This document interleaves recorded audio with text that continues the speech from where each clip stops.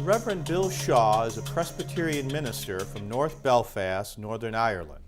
He's a director of the 174 Trust, a non-denominational, community-based organization in one of the most divided and disadvantaged areas of North Belfast.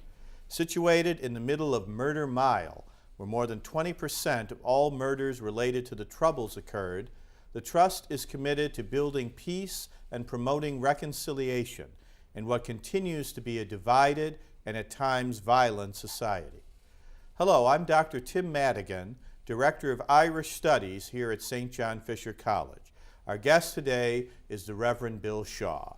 Welcome to our community forum. And welcome, Reverend Shaw. Thank you, Tim. Before we talk about your personal experiences, could you say just a little bit about what the Troubles are? It's a term a lot of Americans have heard, but they may not really know what the reference is. Okay. The term Troubles usually refers to a period between 1969 and 1994, during which most of those fatalities that you've just referred to occurred. 1969, after several years of civil rights, modelled on civil rights in the US, civil rights movement, feeling frustrated and stymied, paved the way to a period of violence where people came in and exploited the vacuum that had been created and the lack of responsiveness on the part of the then unionist government. Mm-hmm. And as I say, what was a peaceful movement committed to non-violence was then replaced by others of more evil intentions, I suppose. And from 1969 to 1994, we had almost on a daily basis bombings and shootings and the whole gamut of violent expressions.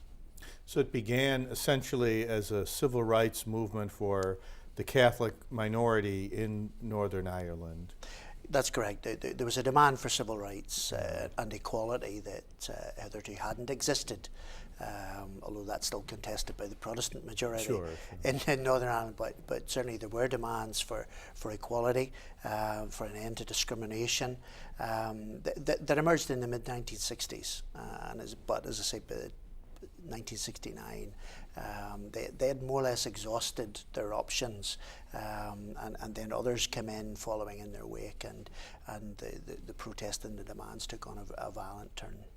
So most of our viewers would know the Irish Republican Army, the term, and I guess the Ulster Defence League is the sort of Protestant variation. But as you and I have talked about many times, it's of course a very, very complex situation, and once you get started about how the Troubles began, you often have to go back 800 years or more, so we won't do that. No, thank you. It won't go back 800 years, but I thought we might go back a few decades, and if you wouldn't mind, perhaps talk a little bit about your own experiences and how you got involved in trying to bring about peace and reconciliation in that part of the world. Okay, well, certainly the work that I'm involved in, like most people, has been formed by my own experiences growing up, and I'm old enough to remember what it was like before the Troubles. I grew up in inner city Belfast in a Protestant area, working class Protestant area, during the mid-60s. I remember the emergence as a young guy, the emergence of the civil rights movement, and have vague recollection of some of the arguments that were around that time. But certainly by the time the Troubles themselves erupted, I was in my very early teens, but still hadn't met a Catholic because I lived in a totally segregated neighbourhood and I went to a Protestant school. So I didn't meet a Catholic until I was 17. And that degree of segregation and isolation continues today, unfortunately. But then as I began my working life, I worked in construction for 10 years. I had contact with Catholics.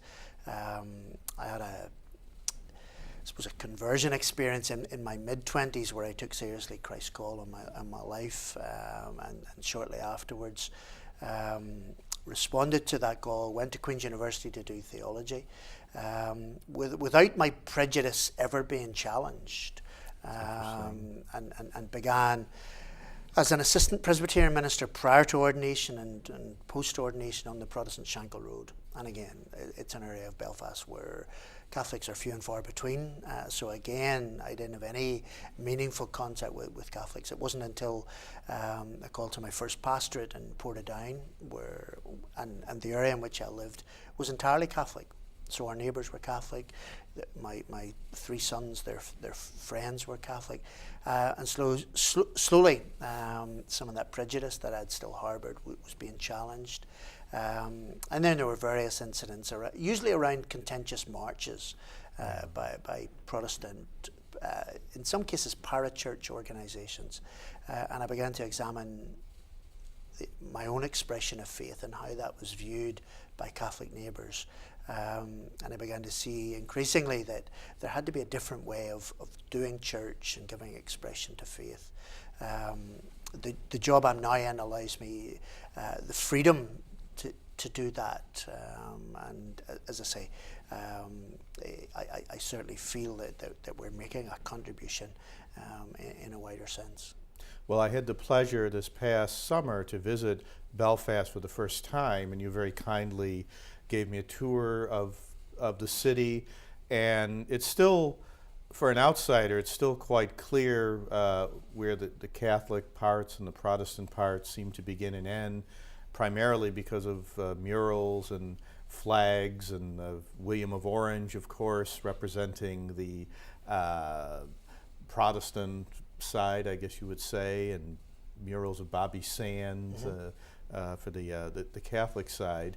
The one thing you pointed out to me, which I was not aware of, is that even today there is essentially separate schools for Protestants and Catholics.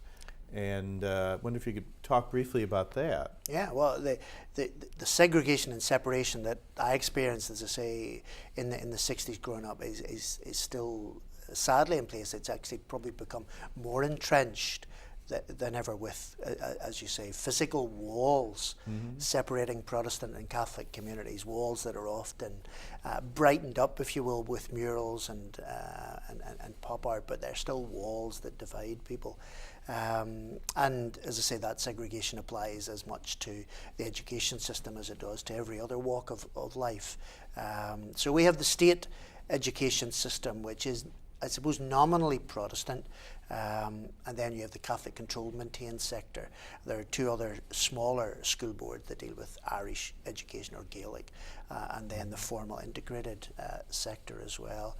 But yeah, the segregation, some say, starts there, and I think certainly integrated education is one of the keys or one of the pieces of the jigsaw which will help us solve our problems in the future, but it's a long time coming. Well, related to that, I'd like you to talk about the 174 Trust, what exactly that is, and some of the programs that you're involved with to try to bring down some of these walls and create human interaction. Okay, and that's exactly what we seek to do. My organisation was purposely set up as a Christian organisation, non-denominational. We're not formally affiliated with any of the main denominations. Even though I remain a Presbyterian minister, I'm not a salaried Presbyterian minister. And the building that we operate out of used to be a Presbyterian. So you've got an old Presbyterian minister and an old Presbyterian church. With changing demographics in that part of the city, with Protestants and Presbyterians in particular moving out and moving elsewhere, and their space being taken up by Catholics. The building that we used became redundant in the early 1990s, and my trustees purchased the buildings in 1995. The building is the church building itself, and the church halls and the manse. Purchased in 1995 and did some initial refurbishment, and then employed me, and I've been in post since the 1st of May 1998. And my initial remit was to get people using the building for any and every purpose. And that's been, I think, successful largely, given that we are open 7 days a week, 365 days a year, for a whole variety of purposes and programs for people of every age. But what makes us different from other projects is that we're open for both Protestants and Catholics. We have a shared space. hopefully a safe and welcoming space that people can access different facilities, sometimes of a leisure nature and sometimes lectures, debates, and sometimes other more pressing issues, help with addiction, help with health issues. But as I say, we've turned the buildings into a community facility in the best sense of the term. Now, do you have courses that are offered there as well?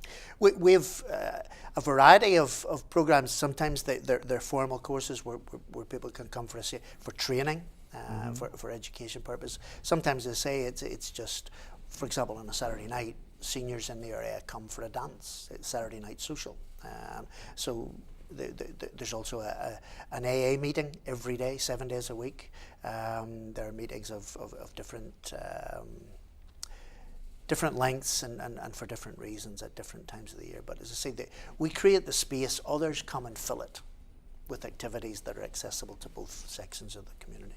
Now, are the people who come primarily from the immediate area around the trust? People come from other parts of Belfast too? For example, our childcare facilities, the preschool and the after school, are primarily for people who live in the immediate area and therefore Catholic. So what we refer to as our walk-in users are predominantly Protestant. Some are predominantly Catholic rather, because it's a Catholic area. Some of the other activities, our special needs program caters for the entire part of North Belfast and parts of West Belfast. So on those nights when we bus in people, we're catering for both Protestant and Catholic. Mm-hmm. And have you found there's a good amount of interaction between people from different communities? Oh, absolutely. I mean, that's almost by accident how we fashioned a form of peacemaking, because what we found in experience is if we can get people focusing on something other than the Protestant Catholic labels that they carry, then as they address that issue of common concern, whether it's a sporting activity or a specific need that needs to be met, what they find miraculously for us, but maybe not for you in the United States, is that they become friends. Friendships are formed in spite of the labels that would otherwise keep them apart. And so in engaging in a common activity or a common interest, friendships are formed. And even though they go back to segregated communities, they go back changed. And they go back, as I like to think, peacemakers, because they now know someone from the other side that shares a common interest and with whom they've formed a friendship. And then they go and they talk to their neighbours and friends. Well, I remember when I visited, one of the things I found most remarkable was a boxing ring there, and there were several young men. I don't know if there are any young women also engaged in the boxing. Not it's at a the big thing here in America now, but that seemed to be a good way to kind of, I suppose, in a healthy way, release some aggression and. I'm not a boxing fan at all. Yeah. I've got 3 sons who are, and I'm not sure where that comes from. But the boxing fraternity would tell me that even in the worst of the troubles, paradoxically, when there was a boxing match, a formal boxing match, people from one community coming into the other community were provided safe passage and taken back out again. So during the worst of the troubles, the most violent times of the troubles, boxing matches were taking place in otherwise segregated communities, and those passed off peacefully. Well, I remember when I was over, the Olympics were on, and there were a few Irish boxers and from Northern Ireland as well that were all the heroes at the time. Yeah, boxing within working class, or some might say disadvantaged communities, inner city community, Protestant and Catholic, boxing is very much a strong tradition by both sections. Well, we talk about Protestant and Catholic, but it is a much more complex situation. I mean, one of the things people in America sometimes say is, well, why, if both sides are Christians, why can't they get along? Why are they fighting? And that's why I think it's very important to have, well, the historical sense, but also a sense of what is it that separates people today, and why do they get such a sense of identity from belonging to sectarian groups? Well, the labels that we use are really flags of convenience, because to refer to people in that context, Protestant and Catholic, often has nothing whatsoever to do with their own personal faith perspective or church-going practice. But people are Protestant. Almost by default, they're Protestant because they're not Catholic. And while there are historical resonances going back, obviously, to the Reformation and religious wars that waged across Europe throughout the 16th, 17th, and into the 18th century, we're something of a throwback. But certainly for people anywhere to have the impression that these are people who come out of their Catholic church and out of their Protestant church on any given Sunday and then engage in arm-to-arm, but would be totally wrong. Well, you gave me a paper that you wrote that I found very helpful explaining the current situation, and there's a quote from Jonathan Swift. I wonder if you remember the quote. I thought it was very remarkable. I do. Jonathan Swift, who was Dean Swift, had a parish originally about 10 miles outside Belfast, but talked of, in his day, which was obviously several centuries ago now, but talked about the problem not being one so much of too much religion. He said, we have just enough religion to make us hate, but not enough religion to make us love. And I remember when I came across that quotation it could have been addressed to contemporary society. And again, I suppose in many ways highlights the tragedy that is Northern Ireland. Yeah, your work on peace and reconciliation is very important, obviously, to try to bring people together at the current time, but I wonder if you could say a little bit about what you mean by the concept of reconciliation. That's a term that has different meanings. Different meanings, and it can be problematic depending on how you approach it. What it's not is about this concept of let's forgive and forget and just get on with our lives. I mean, that's not what reconciliation is about by any means.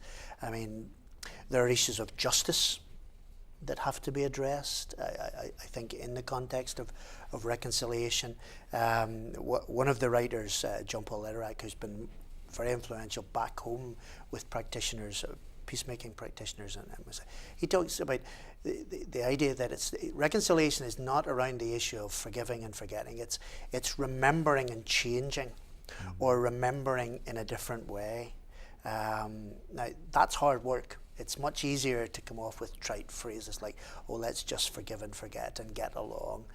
But that ignores the vast reservoir of pain and hurt that are stored up in any conflict, not least our own in Northern Ireland. So when those of us who are committed to peace and reconciliation talk about it and try to promote it, it's not saying to people who have been hurt physically or emotionally, like, you need to get on with things, because there are issues around justice, and reconciliation is about so much more than just forgiving and forgetting.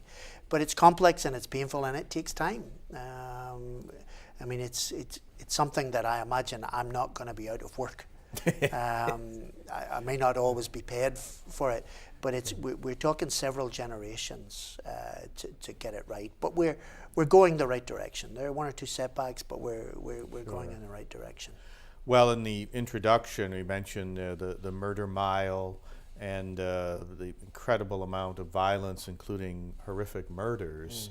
And when I visited, and you gave me a tour, you pointed out several places that had been bombed that have now been rebuilt that I would not have known, but surely anyone who knows the areas, in both Catholic and Protestant communities, when seeing these sites, must bring back, incredibly painful memories. Absolutely. I think that whole concept of communal memory, with the murals that you mentioned and the memorials that have been put up to victims and perpetrators in some cases,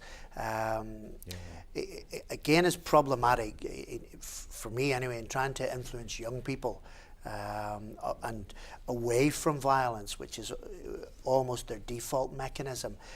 These communal memories, the murals and so on, where various atrocities were visited on the respective communities. has the tendency to recreate that cycle of violence, and we're going through something of that just at the moment, and many of us are working hard to avoid that. Well, it seems to me as a philosopher, what is so important is keeping a sense of hope, because once there's hopelessness, then you just stop even struggling. You just presume it's always going to be like this. And I was just teaching Dante's Inferno to my students, and I said the most chilling lines I think in all of literature are, "Abandon all hope, all ye who enter here." And I think sadly for a long time Belfast and Northern Ireland in general had that reputation. In the 1990s, when the peace accords really became fruitful after many generations, I suppose, of behind the scenes work, this hopefulness really has had a wonderful growing sense, not just in Northern Ireland, but I think in other parts of the world, that if somehow these people who have been engaged in these acts of animosity for so long can sit down together, and the different political parties actually compromise and work together, then there is hope. I certainly feel so, that and that would be part of the motivation in offering that hope to the world, because as you rightly say, for so long Northern Ireland was a byword for violence, for intolerance, for hatred, for bigotry and sectarianism, and in recent years, certainly for the last 10, 15 years, that has changed, and Northern Ireland is now one of those, I suppose, rays of hopes that might help, and certainly some of the learning that we've gone through has already been put to use in other conflict areas around the world, and I hope that continues. Well, I had a wonderful time visiting, and I'm looking forward to returning. You and your wife kindly took me to dinner at a very nice restaurant with a lot of young people. It seemed like that's again the sense of hope. If you have a new generation that is not so grounded in these animosities of the past and is looking more towards the future. Yeah, the Belfast of today is an entirely different city from the one that I grew up in, and certainly my teenage and early marriage years. It's a buzzing city, with a vibrant nightlife, where people, in spite of recent problems, are as safe as anywhere they might be in the world. It's a city with warm, welcoming people, which always seemed to be a part of, given what we did to each other. Sure. But as far as visitors and tourists are concerned, it's a city that they want to return to again, as you've said yourself. Well, we've had a group here in the Rochester area, the Irish Children's Program, that has been bringing Protestant and Catholic youths to Rochester for the summer for 30 years now. And one of the things you and I have talked about is seeing if we could perhaps have a reunion in Belfast for people who have been involved. I know other cities have had similar programs, and again, one hopes that that has had some effect in the changes that have occurred.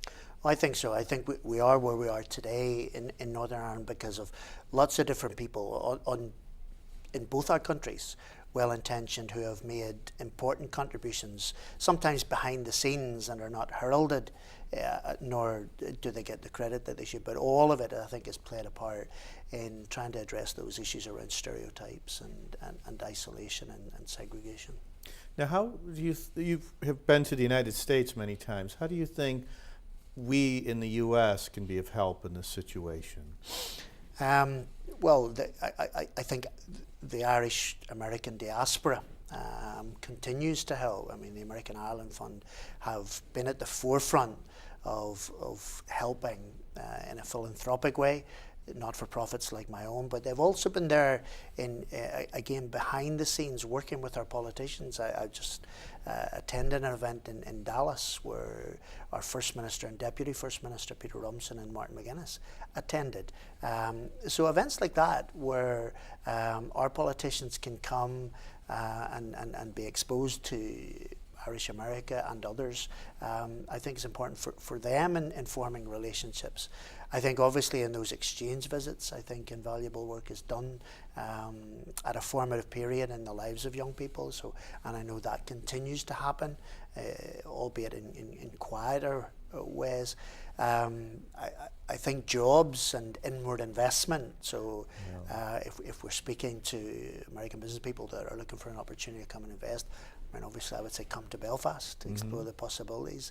We have an educated workforce that is up to the challenge and up to the task. So, and I think all of those are building pieces, building blocks in building peace in a future that's going to last. Well, I was very pleased to see the new Titanic Museum there, which had huge number of people attending.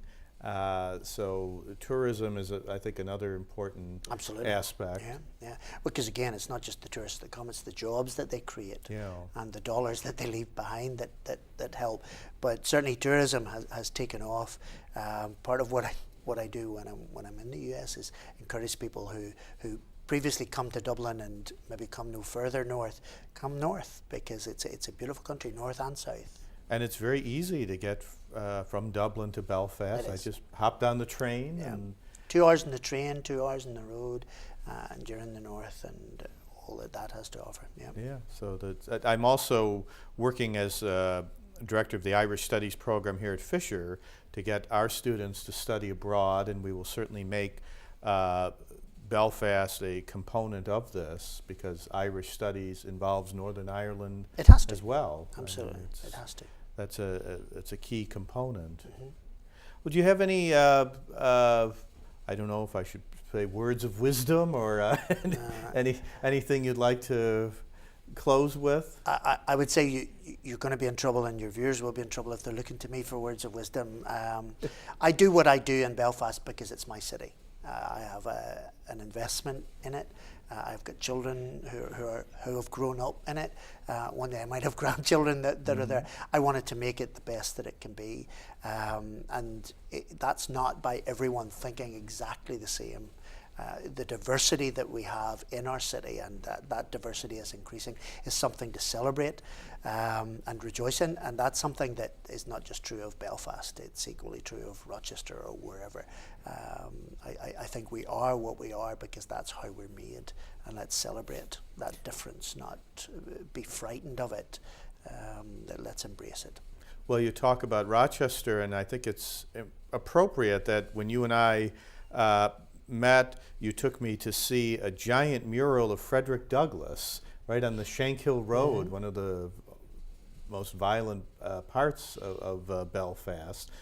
He, of course, lived here in Rochester for many years and was a great advocate of human freedom and also of bringing people together and treating everyone with respect. And I think Douglass is an interesting bridge. He spoke in Belfast in 1845, so that was another connection. But he's a nice symbol of how our two cities can connect. I think an iconic figure that has much to teach us. So maybe when you come back to us, we should organise a lecture around Frederick Douglass so that what he did, the message that he gave in the life that he lived, might be an example to more people who might otherwise be ignorant of what he did. Well, I shall return. Well, thank you, Reverend Shaw, for a wonderful presentation and for coming to our campus. And thank you all for viewing our community forum.